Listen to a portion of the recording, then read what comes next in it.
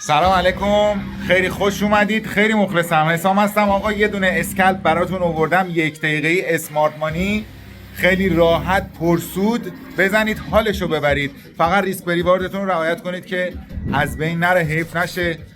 فوق العاده است. خیلی دقت کنید ببینید چیکار دارم میکنم و حتما امتحانش کنید. کامنت برام بذارید تا ببینیم تو چه وضعیتی هستش. هر ارزی هم فرق نمیکنه، هر ارزی همه رو باید تست کنید. حقیقت ماجرا اینه که تو بعضی از ارزها ممکنه بشینه، رو بعضی از ارزها ممکنه نشینه، اما پیشنهاد من اینه که شما خودتون برید همه ارزها رو چک کنید، نگاه کنید، بک تست بگیرید، فوروارد تست بگیرید، ببینید اصلا کار کرده، به درد میخوره یا نه. باریکلا. برو بریم سراغ آموزش. درود رفقا، الناس هستم. خیلی خوش اومدید به کانال ترید کن. حسام مریض بود و به خاطر همین به جاش من این ویدیو رو براتون ضبط میکنم. فقط اینم بگم برای این استراتژی حداقل باید کم کم نسخه مبتدی سبک اسمارت مانی که ساختار رو نشون میده بلد بشین. در روندی که مثلا نزولی و در حال BOS زدن قرار داریم، توی تایم فریم 15 وقتی یک کف BOS میشه که اینجا با یک هندل بزرگ انجام شده به خاطر نقدینگی که پشت این قسمت خوابیده بوده، پس اوردر بلاک رو توی این منطقه در نظر میگیریم و فهمیدیم که روندمون نزولیه.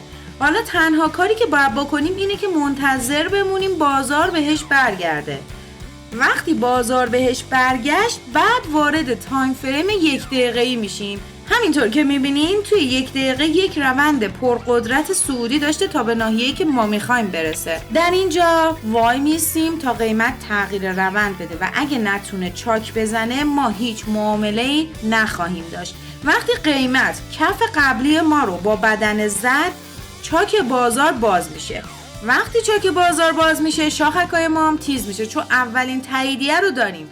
بعد از چاک زدن به دنبال اوردر بلاک توی منطقه 1 دقیقه‌ای میگردیم و برای داشتن تاییدیه دوم میریم سراغ چی؟ RSI تا ببینیم در زمان چاک واگرایی رخ داده یا نه. اگر واگرایی داشت دومین تاییدیه ما هم به ثمر میشینه و فقط باید منتظر بمونی تا بازار به اوردر بلاکمون برگرده.